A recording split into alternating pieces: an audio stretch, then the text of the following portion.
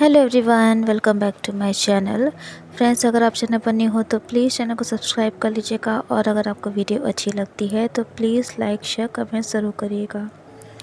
Sowing seeds in the cold palace का part 2 शुरू करते हैं।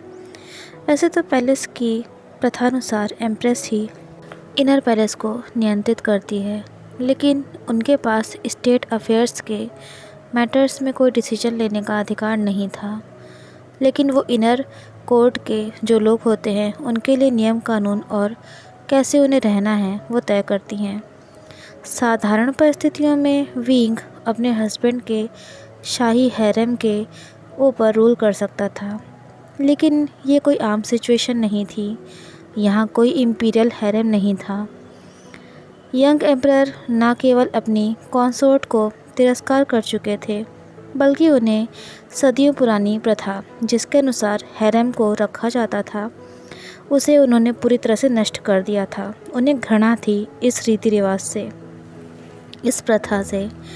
उन्हें ये प्रथा बिल्कुल ही पसंद नहीं थी।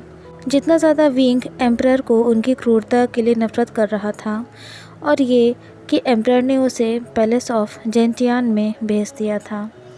लेकिन इस बात का उसे सुकून था कि एम्परर और किसी के साथ रोमांटिक अफेयर्स में नहीं पड़े थे। कम से कम विंग को इस बात का सुकून था कि एम्परर ने उसके साथ इसलिए ऐसा नहीं किया क्योंकि वो किसी और से प्यार करते थे। विंग ऐसा सोच रहा था, पर कहीं ना कहीं पूरी तरह से उसका मन शांत नहीं था। उसके मन में बहुत सारी चीज़ें चल रही थी। वो मन ही मन सोचने लगा कि कहीं ऐसा तो नहीं है कि एम्परर अपने डेड लवर या कोई ऐसा जिससे उन्हें प्यार करना मना किया गया था उसकी वजह से अभी तक वो शोक जता रहे हैं। लेकिन विंग इन सब चीज़ों पर ज़्यादा ध्यान नहीं देना चाहता था। चाहे जो भी बात हो, पर विंग के और एम्परर के बीच में कोई प्यार नहीं था। विंग अब कभी किसी भी गूसू लैंड पर विश्वास नहीं करेगा, कभी भी नहीं करेगा। उसके लिए अब कोई ज़रूरत नहीं थी इस कर्स्ड लान फैमिली के किसी भी रॉयल मेंबर से किसी भी तरह की कोई बात करने की। वो सब विंग का एग्जिस्टेंस मेन पैलेस से हटाना चाहते थे ना, तो सेम यही चीज़ विंग भी करेगा। विंग पैलेस ऑफ जेंटियान में अपनी एक न्यू लाइफ शुरू करता है, एक पुराना और जंग लगा हुआ शेल जैसे। जेंटियान पैलेस में घास ज़रूरत से ज़्यादा ग्रो कर चुकी थी। तांबे की बनी मूर्तियाँ धीरे धीरे नष्ट होने लगी थीं। फूल पौधों में ऐसा लग रहा था जैसे कि कोई जान ही नहीं बची है, सब मुरझा चुके थे। इनर कोर्ट से सबसे दूरी पर स्थित वो अंदरूनी जगह जहाँ की आर्किटेक्चर ही ये बात महसूस करा रही थी कि यहाँ जो कोई भी रहेगा उसे सबसे ज़्यादा ठंड और हद से ज़्यादा गर्मी झेलनी पड़ेगी, यानी कि उसे बहुत सारी मुसीबतों का सामना करना पड़ेगा। यही रीज़न था जिसकी वजह से पूर्व एम्प्रेस ने अपनी पूरी ज़िंदगी घर के अंदर रहकर बिताई थी, क्योंकि ऐसी वेदर में ज़्यादा समय के लिए बाहर नहीं रहा जा सकता था। विंग को ये महसूस हुआ कि पैलेस को इस तरह से जानबूझकर बनाया गया था ताकि एम्प्रेस को सबकी नज़रों से दूर रखा जाए और अच्छे से छुपा कर रखा जा सके, किसी को भी ना पता चले कि यहाँ पर कोई एम्प्रेस रहती भी है। सबका दिमाग ख़राब हो गया है। विंग से जियांग्स ने कहा था कि पूर्व एम्परर अपनी एम्प्रेस से इतना ज़्यादा प्यार करते थे कि वो पागल हो गए थे। पर विंग से ये बात नहीं बताई गई या छुपाई गई कि एम्प्रेस को अपने पैलेस से एक भी कदम बाहर रखने की इजाज़त ही नहीं दी गई थी, और ये भी कि पूर्व एम्प्रेस को इस लोनली जगह पर रहने के लिए मजबूर किया गया जहाँ धीरे धीरे वो खुद पागल हो गई। लेकिन विंग अब हिस्ट्री रिपीट नहीं होने देगा। वो अपने साथ पुरानी चीज़ें दोबारा से नहीं होने देगा। वो अपने साथ किसी को भी गलत नहीं करने देगा। जब वो बच्चा था तब उसे भी ठंड में यूं ही बाहर निकाल दिया गया था।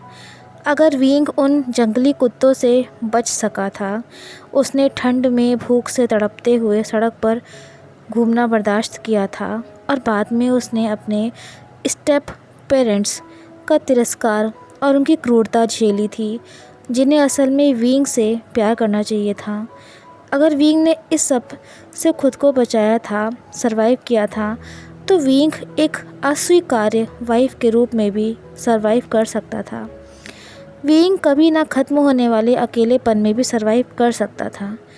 उसने अपना फ़र्ज़ निभाने के लिए एम्परर से शादी की थी ताकि वो जियांग्स के द्वारा किए गए एहसान को चुका सके, और अब ये हो चुका था। अब वो किसी का कर्ज़दार नहीं था, किसी का भी कर्ज़दार नहीं था, और अब विंग किसी भी दबाव या रोक टोक के बिना अपनी आज़ादी से भरी ज़िंदगी को जी सकता था, उसकी शुरुआत कर सकता था। ज़िंदगी में पहली बार ऐसा हुआ था जब विंग को अच्छे से पता था, उसे महसूस हो रहा था, वो पूरी तरह से श्योर था कि उसे क्या करना है। एक टाइम पर उसके भी सपने थे, उम्मीदें थीं, एक अच्छी मैरिड लाइफ की उम्मीद थी, एक खुशियों से भरी ज़िंदगी की उम्मीद थी। विंग ने सोचा था कि वो एक सिंपल सी झोपड़ी में रहेगा जिसके सामने एक फार्म यानी कि खेत होगा, और अगर कोई विंग को ये नहीं देगा तो विंग खुद से अपने लिए ये सब क्रिएट करेगा। विंग अपनी किस्मत खुद अपने हाथों से बनाएगा। हर महीने जेंटियान पैलेस की देखरेख के लिए बहुत मामूली सा बजट यानी कि पैसे प्रदान किए जाते थे, वो भी हिस्सों में, क्योंकि यहाँ कुछ ही लोग रहते थे। विंग के पास कुछ हैंडमेड्स थीं, सर्वेंट्स थे और गार्ड्स थे, पर ये सब बहुत ही कम थे इतने बड़े पैलेस की देखरेख के लिए। लैंस ने न केवल विंग को बहुत ही कम कोर्टियर्स यानी कि दरबारी प्रदान किए, इन दरबारियों में वेंस के बचे हुए लोग, निर्दोष कैदी जो कि गुसु लैंस और सिशन वेंस के बीच के पावर स्ट्रगल यानी कि युद्ध की लड़ाई के बीच में बचे हुए थे, और पावर यानी कि ना दबदबा कायम करने की जो स्ट्रगल होती है ना, उसके बीच में जो कैदी थे वो मतलब यहाँ पे भेजे गए थे पैलेस में। इनमें से कुछ थे जो यंग थे और अभी भी काम कर सकते थे, जैसे कि वेंचिंग और वेनिंग, लेकिन बाकी के ज़्यादातर लोगों में बूढ़े, कमज़ोर और ज़रूरतमंद लोग थे। ज़्यादातर एम्प्रेसेस को इस चीज़ से प्रॉब्लम होती, पर विंग के साथ ऐसा कुछ भी नहीं था। अपने हस्बैंड की जगह जल्द ही विंग को वो लोग मिल गए जो उसे दिन रात सर्व करते थे, उसकी केयर करते थे और जिनके साथ वो हंस सकता था। वो लोग जो जल्द ही विंग के दिल के बेहद करीब हो चुके थे। उसे उन सब के बारे में पता चला कि उनकी क्या क्या खासियत हैं, क्या उनकी इच्छाएं थीं, किस किस चीज़ में उनका इंटरेस्ट था, और विंग ने इस बात का पूरा ध्यान रखा कि उनकी अच्छी क्वालिटीज़ वेस्ट ना हो। वेंचिंग एक अच्छी हैंडमेडन थी, लेकिन वो उससे बेहतर एक लीडर और एक अच्छी हीलर थी। विंग ने वेंचिंग को हेड हैंडमेडन की पोजीशन पर प्रमोट कर दिया था ताकि वो अपने स्किल्स का अच्छे से यूज़ कर सके। वेनिंग एक हार्ड वर्किंग लेबर था, लेकिन वो इससे बेहतर एक अच्छा फाइटर था। वेंग उसे अपना हेड गार्ड बना लेता है, और आयुआन, उसका प्यारा क्यूट सा आयुआन, वो विंग का सबसे बड़ा चीयर लीडर था। जो बजट विंग को दिया गया था वो काफ़ी नहीं था ताकि टूटी हुई या फटी हुई घरों की छतों या फिर लिटिल आयुआन का पेट सही से भर सके, यानी कि वो बजट काफ़ी कम था। विंग अपने लिए एक छोटा सा ऑफिस बनाता है और वहाँ पर अकाउंट्स का काम शुरू करता है। अगर किस्मत ने उसे किसी और रास्ते पर ना भेजा होता या वो एम्प्रेस ना बना होता तो वो एक अच्छा स्कॉलर बन सकता था। जिस हिसाब की हाई क्वालिटी एजुकेशन विंग को जियांग्स के घर में मिली थी, उसके हिसाब से वो इस पोजीशन पर पहुंच सकता था। फिर भी वो मैथ्स के स्किल्स अब विंग के काम आ रहे थे ताकि वो अपने छोटे से परिवार का बजट मैनेज कर सके। विंग अपनी करंट लाइफ से, अपनी ज़िंदगी से काफ़ी खुश था, जिसमें वो सस्ते सिल्क्स यानी कपड़े पहनता था, अपने खाने में कॉन्गी खाता था, पर उसे पता था कि उसे उसके करीब जो लोग हैं, उसके आसपास के जो लोग हैं जो उसकी केयर करते हैं, वो बेहतर डिज़र्व करते थे। सबसे ज़्यादा तो आयुआन, वो एक अच्छी लाइफ डिज़र्व करता था। विंग हर हाल में जीतना चाहता था, वो किसी भी हाल में हार नहीं मानना चाहता था। जब भी मेन पैलेस जहाँ एम्परर रहते थे वहाँ के गार्ड्स या सर्वेंट्स विंग के दरवाजे पर बचा हुआ खाना या हर्ब्स लेकर पहुँचते थे, तब विंग उनसे बात करता था। वो उनसे कहता था कि वो बच्चों के साथ बहुत अच्छे से रहता है, ये कि वो ऑलरेडी ज़्यादातर टाइम आई युआन के केयर करने में बिताता है, और ये भी कि वो बहुत खुश होंगे अगर उसे उनके बच्चों की केयर करने का मौका मिले जब भी वो काम के सिलसिले से बाहर जाएं। विंग का बस इतना कहना था कि उसे बस उनकी इतनी सी हेल्प चाहिए थी कि वो विंग को अच्छी वेजिटेबल सीड्स जेंटियान पैलेस में लाकर दें, जो कि सिर्फ बाहर की वेट मार्केट में मिलती है। इसके लिए उन गार्ड्स और सर्वेंट्स को थोड़ा सा एफर्ट करना होगा। इसके बदले में विंग उनके बच्चों का अच्छे से ध्यान रखेगा। ये सारी बातें सुनकर मेन पैलेस के गार्ड्स और सर्वेंट्स मान जाते हैं। ऊपर से बात ये थी कि और रॉयल्स के कंपैरिजन में इम्पीरियल कंसोर्ट विंग हमेशा स्वीट और काइंड रहती हैं, इसलिए उन सब के दिल में विंग के लिए एक सॉफ्ट स्पॉट था। सब विंग को बहुत मानते थे और इस तरह से विंग का छोटा सा सीक्रेट रेवोल्यूशन स्टार्ट हो गया। सिवाय रॉयल सर्वेंट्स के जेंटियान पैलेस में और कोई भी नहीं आता जाता था, इसलिए विंग को अब किसी भी तरह के शिष्टाचार या कायदे कानून नियम की कोई परवाह नहीं थी। विंग अपनी स्लीव्स को फोल्ड करता है, यानी कि मोड़ता है, और नीचे झुककर ज़मीन पर अपने पैलेस की ज़मीन पर जो उगी हुई वीड्स थीं, यानी कि जंगली घास फूस, उन्हें खोद खोद कर बाहर निकालने लगता है, ताकि जो फर्टाइल सॉइल है उसको बचाया जा सके और उसके न्यू फार्म की उसके आंगन में एक नींव यानी कि बेस बनाई जा सके।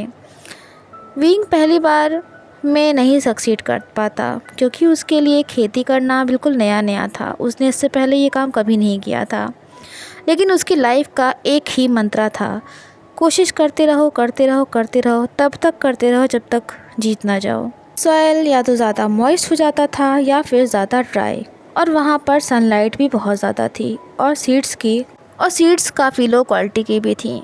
विंग सोचता है ये सीड्स भी ना क्वालिटी में कितना ज़्यादा डिमांडिंग है। उसे ऐसे देखकर वेंचिंग और वेनिंग बहुत हंसते थे। कितनी फसल ख़राब हो गई, पर विंग ने हार नहीं मानी। इस बात से वेनिंग और वेंचिंग काफ़ी आश्चर्यचकित थे। छोटा सा आयुआन आधी पकी हुई रेडिश बाहर निकाल लेता था जब कभी उसे बेचैनी होती थी या भूख ज़्यादा लगती थी। जैसे एक बच्चे से उम्मीद की जा सकती थी, आयुआन विंग के स्टॉक यानी कि जो वो इकट्ठा करके सब्जियां रखता था उन्हें ख़राब कर देता था। लेकिन विंग खुश था, बच्चे खुश थे। अगर वो हार भी जाता था तब भी जेंटियान पैलेस के चारों तरफ हंसी और खुशी की आवाज़ें सुनाई देती थीं। विंग अपने इस कोल्ड पैलेस में सबसे वार्मेस्ट प्लेस बना रहा था।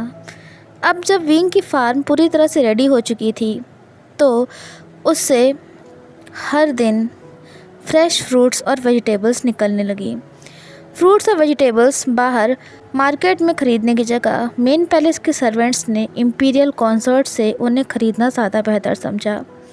कोल्ड पैलेस के फार्म के प्रोडक्ट्स मार्केट के कंपैरिजन में ज़्यादा फ्रेश होते थे और यहाँ से काफ़ी डिस्काउंट रेट पर मिल जाते थे। बाहर के जो मर्चेंट्स और शॉपकीपर थे वो अक्सर इम्पीरियल यानी कि जो गुसुलैंड के सर्वेंट्स होते थे उनसे वो ज़्यादा पैसा ले लेते थे। लेकिन विंग ने कभी भी किसी के साथ धोखा नहीं किया। उसे बस इस बात की फ़िक्र रहती थी कि उसके पास इतना खाना हो कि वो अपने सर्वेंट्स के बच्चों को भरपेट खाना खिलाए, और जो कुछ ये बच जाता था यानी कि लेफ़्ट ओवर, उसे विंग बेचकर कुछ कॉइन्स अर्न कर लेता था जिससे कि वो अपने पुराने पैलेस की मरम्मत करवा सके। लेकिन फिर भी क्या ये अच्छी बात नहीं थी कि अब वो चीज़ें अफोर्ड कर सकता था, अब वो एक बेहतर ज़िंदगी अफोर्ड कर सकता था अपने लिए, अपने लोगों के लिए। विंग का बिज़नेस के लिए उसका ये आइडिया काम कर गया था और अब वो अच्छा खासा पैसा कमा लेता था। वो अभी भी अपनी चीप सिल्क पहनना कंटिन्यू रखता था, पर उसे एक इम्पीरियल कंसोर्ट होकर इस बात की परवाह नहीं थी कि वो और भी चीज़ें डिज़र्व करता था। विंग अब कभी भी एम्परर के सामने किसी भी चीज़ के लिए ना रोएगा और ना ही तो भीख मांगेगा, कभी नहीं, किसी भी हाल में नहीं। क्योंकि उनके बीच में तो कोई रिलेशनशिप ही नहीं था ना हस्बैंड वाइफ का। उस एम्परर ने एक बार भी विंग से बात तक नहीं करी थी। आफ्टर ऑल विंग एम्परर के किसी भी वर्ड के लायक जो नहीं था। 6 महीनों में विंग एक अदृश्य व्यक्ति की तरह की ज़िंदगी में खुद को सेटल कर चुका था। अब जब एम्परर ने विंग को कोई फेवर नहीं शो किया, विंग ने भी वही किया।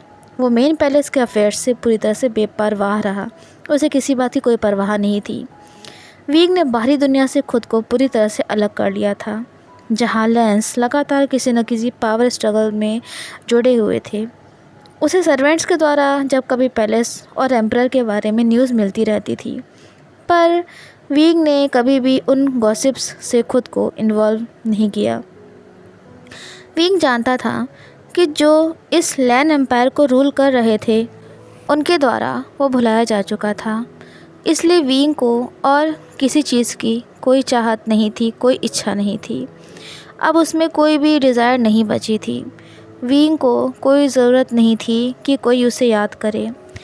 अब अगर किसी चीज़ की विंग को चिंता थी तो वह बस ये थी कि उसकी न्यू फैमिली और उसका छोटा सा आयुवान सब खुश रहें, आयुवान को भरपेट खाना मिलता रहे। विंग खुद को बिज़ी रखता था नए नए तरीके ढूंढने में, जिससे वो अपनी फार्मिंग सुधार सके और उसे अच्छी से अच्छी सीड्स मिल सके, ताकि अच्छे से अच्छे फ्रूट्स और वेजिटेबल्स हों। एक दिन जब वो अपने पैलेस के हॉल से गुज़र रहा था, तब उसने सर्वेंट्स को खुशी खुशी आपस में कुछ बात करते हुए सुना। सर्वेंट्स कह रहे थे, एम्परर के बैकयार्ड में एक लेटेस्ट चीज़ आई है, यानी कि एक प्लांट है, एक चीज़ प्लांट की गई है। उसके बारे में वो सब सर्वेंट्स बात कर रहे थे और वही बात विंग ने सुनी।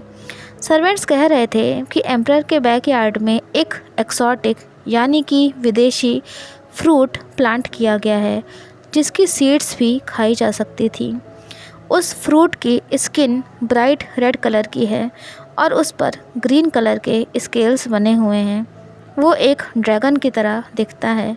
उस फ्रूट की ख़ास बात यह है कि चाहे उसे ग्रो करने में कितनी भी कठिनाइयाँ आती हों, पर बाहर की मार्केट में उसका प्राइस काफ़ी हाई है। ये सुनकर विंग बहुत एक्साइटेड हो जाता है। विंग को अपनी लाइफ में चैलेंजेस पसंद थे, पर सबसे ऊपर उसके लिए अगर कोई चीज़ थी तो वो थी और ज़्यादा पैसा कमाना। लिटिल आई युआन का बर्थडे भी आने वाला था और विंग को अच्छा फील होता अगर वो सबको एक अच्छी मील खिला सकता। उसका दिल खुश हो जाता। और इसी डिज़ायर, इसी इच्छा के साथ विंग के दिमाग में एक प्लान आया। विंग चुपके से एम्परर के बैकयार्ड में जाएगा और उस मनी मेकिंग फ्रूट को चुरा लाएगा। पर वो एक बात से अनजान था कि अब उसकी ज़िंदगी हमेशा के लिए बदलने वाली थी। फ्रेंड्स, ये पार्ट यहीं पर एंड होता है। उम्मीद है आप सबको पसंद आया होगा। कमेंट्स में ज़रूर बताइएगा जैसा लगा हो। वीडियो अच्छी लगी हो तो लाइक शेयर ज़रूर करिएगा और चैनल को सब्सक्राइब करना मत भूलिएगा। तो फिर मिलते हैं नेक्स्ट पार्ट में। Till then take care and have a good day.